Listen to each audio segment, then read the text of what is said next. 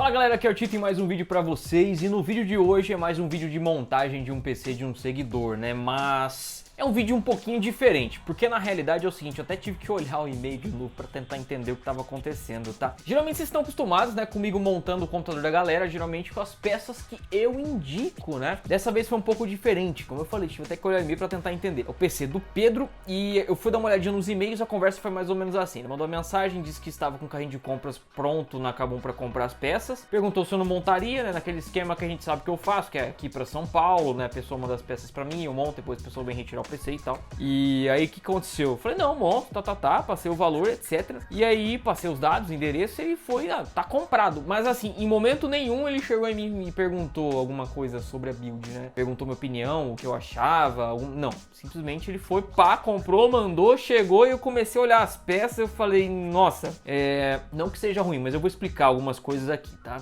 Vamos lá, o valor total aqui da nota deu aqui 4.787, o computador dele, tá? A placa Asus B450M Gaming, vou falar sobre ela. Placa de vídeo Radeon RX 590, uma placa de vídeo boa, apesar de consumir bastante energia. Memória aqui tá 2 pentes de 8 GB da HyperX 2666, eu vou tentar fazer um overclockzinho pra ele pra dar uma compensada, vou dar essa força. Colocou um HD de 1TB Seagate, um SSD Kingston SATA, né, de 240 GB, uma fonte Thermaltake de 600 watts, um gabinete Aerocool Cylon e um Ryzen 3600X, tá? Então, vamos começar a falar um pouquinho aqui sobre os componentes. E aí, galera, eu gostaria de trazer reflexão dos senhores para a importância da consultoria, né? Porque, honestamente, o que eu pensei? Pensei aqui que o Pedrão, né? Pedro aqui, tivesse assistido meus vídeos, tivesse feito uma compra baseada no que eu recomendo. Mas assim, vocês que já acompanham o canal há algum tempo, já devem ter visto eu falar sobre essa placa-mãe. Ela é uma placa-mãe que ela não tem dissipador no VRM. O que é o VRM? É o circuito de alimentação da placa-mãe. Ela não tem dissipador, então a gente tá vendo todos os MOSFETs aqui expostos, né? Diferente da B350 DS3HV2, inclusive é mais barato do que essa, então...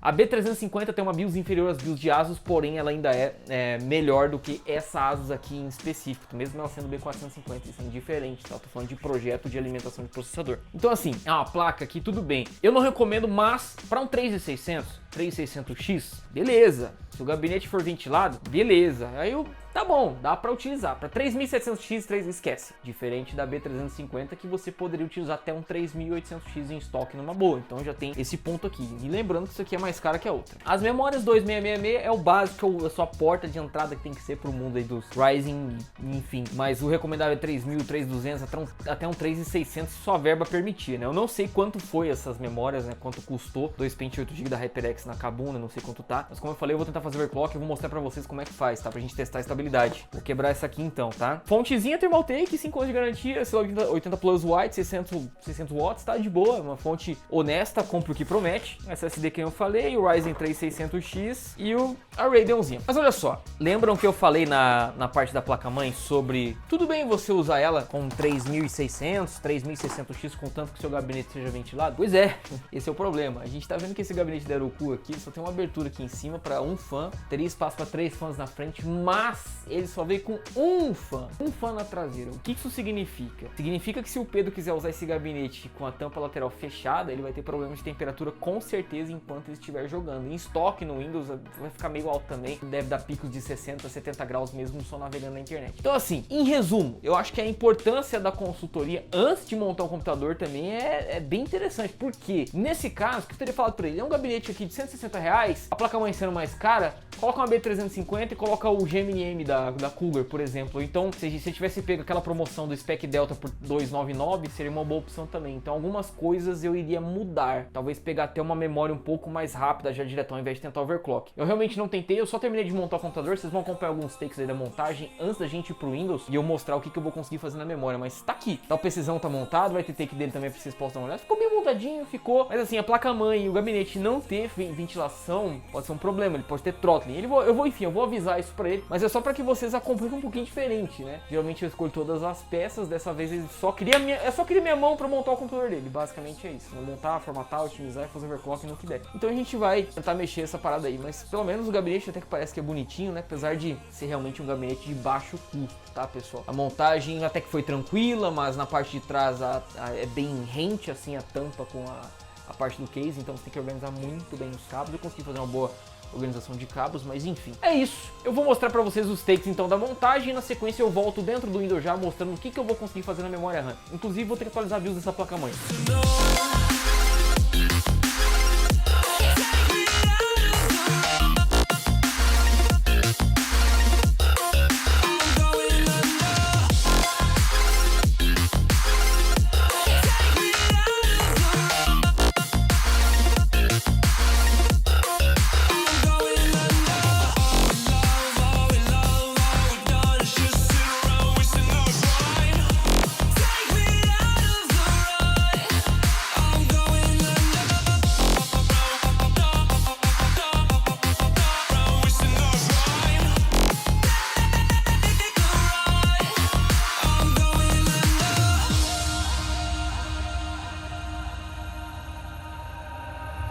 Everyone's seen death in their dreams, but we still wake up and go to sleep.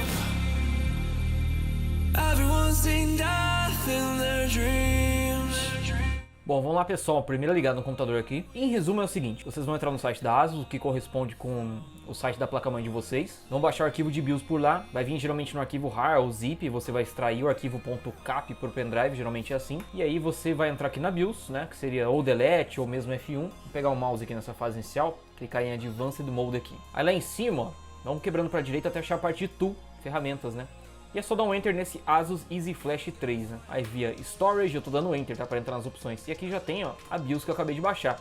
Vai perguntar se eu quero ler, eu falo que sim, né? Aí a gente vai ler esse arquivo de BIOS pelo pendrive e vai perguntar se a gente quer atualizar. A versão atual dela, 18.04, e essa versão é a 20.06. E aí vai começar o processo de atualização, depois a placa-mãe vai reiniciar e deve funcionar tudo normalmente. É muito simples de fazer atualização de BIOS aqui na Asus, tá? E diferente da Gigabyte, a Asus você pode colocar sempre direto à última, não tem problemas em ter que atualizar um por uma ou coisa do tipo, assim como acontece na Gigabyte. Vamos lá então, galera, primeira parte da pequena explicação de mais ou menos como eu tenho feito overclock na memória RAM dos Ryzen. Esse é um método muito simples, tá? Esse é um método que eu aprendi com o Giancarlo Dalmédico e vim fazendo uns posts muito bacanas no grupo, inclusive foi os parâmetros que ele passou nos reviews dele, né, sobre memória que eu passei a utilizar e foi o que mais deu certo. Então, qual que é o mais básico aqui, certo? O que é o mais básico? Nossa, tá até pequena a tela. O mais básico é a gente chegar aqui na BIOS, ligamos aqui o XMP, que chama DOCP, no caso aqui da AMD e Asus, e aí a gente vem aqui no VEDinho, ó, coloca 1.45, né, que é um limite aceitável, tolerável para RAM, e tenta subir a frequência, né? Vamos tentar aqui, vamos começar tentando com 3200, ver se vai subir. Se não subir isso aqui, o que a gente vai ter que fazer? A gente vai ter que simplesmente tirar a pilha da placa-mãe ou, enfim, dar um contato no jumper do Clear CMOS na placa, por isso que é um pouco mais avançado, talvez nem todo mundo consiga fazer. Vamos ver se sobe 3200 com as latências do XMP, né? E aí se subir, se chegar a entrar no Windows, eu vou mostrar pra vocês então como que seria o teste de estabilidade. Ó, parece que o computador ligou, tudo bem, então deve subir. Mas a gente ainda não sabe se tá estável, né? É o primeiro teste que eu tô fazendo, realmente ao vivo, não fiz antes, não testei antes, tô testando primeiro aqui no vídeo com vocês. Lembrando, o computador aqui do Pedro, ó, tá o nome do usuário dele. E aí o programa que eu vou deixar no link dele na descrição é o TM5. Ele é um programa que serve apenas para Ryzen, tá pessoal? Ele funciona na Intel também, mas para Ryzen ele realmente pega se não tiver instável. Para Intel às vezes ele fala que tá estável, porém não está, então eu recomendo só para utilizar com Ryzen. Essas palavras são que o próprio Gian me falou, entendeu? Para Ryzen funciona, Intel não. Botão direito, executar como administrador, ele até dá esse aviso, para quem a gente confirma que tem que ser executado como administrador. E o programa começa a rodar, né? Ele vai acusar se tiver erro aqui nessa caixinha. Se não tiver erro, tá 100% estável e a gente pode manter assim. Vamos dar uma olhadinha aqui nos times então do XMP para 3200 MHz. E para ser 100% sincero, se ficar estável nesse programa, eu tenho 100% certeza que eu posso entregar sim pro Pedro, que ele não vai ter dor de cabeça com instabilidade de RAM. A gente entra na aba de memória, tá aqui então 1600 vezes 2, 3200 MHz, CL16, uma temporizaçãozinha bacana, uns times bacanas para 3200. E aí o Infinity Fabric também está linkado 1/1 com isso aí, então tá tudo em 3200 MHz. O teste, lembrando, né, ele testa toda a memória, ou seja, quanto mais memória você tiver, mais tempo vai demorar, mas é basicamente isso aqui. Eu acho que até já está estável, para ser honesto, porque se tivesse algum problema, se tivesse instável, já teria acusado algum erro por aqui, mas não vai sendo o caso. E geralmente, pessoal, memórias de 2616 usam chips que sobem com tranquilidade para 3000 ou mesmo 3200, tá? Esse é o parâmetro que a gente tem. Lembrando, claro, uma coisa muito importante também, é muito mais fácil você fazer overclock em RAM desse jeito usando o Ryzen terceira geração. Os outros precisariam ter um controlador de memória um pouco mais Gold, assim por dizer, né? Poderia precisar ter um controlador de memória mais interessante. Além disso, eu quero repassar uma informação para vocês, muito importante através desse vídeo. Vocês estão vendo que o clock do processador tá bem interessante? Tá batendo ali 4.3, né, no 3600X. Eu fiz atualização para essa BIOS, a BIOS dessa placa-mãe, para 2006, né, a 2006, que traz o novo AGESA, né, o 10004. O que esse AGESA traz?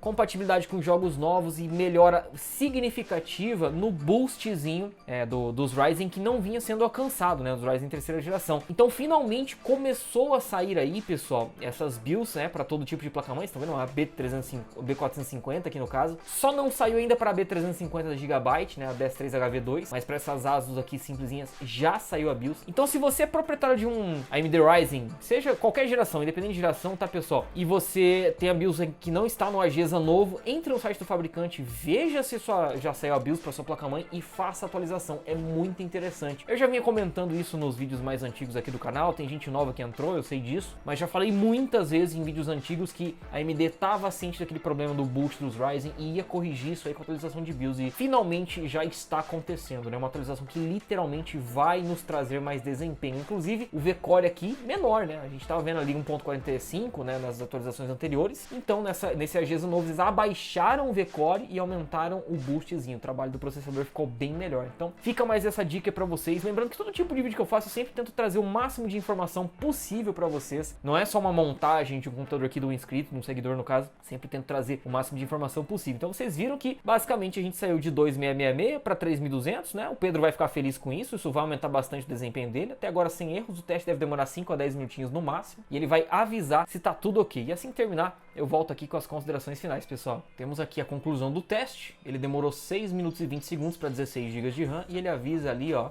que não tem nenhum erro encontrado.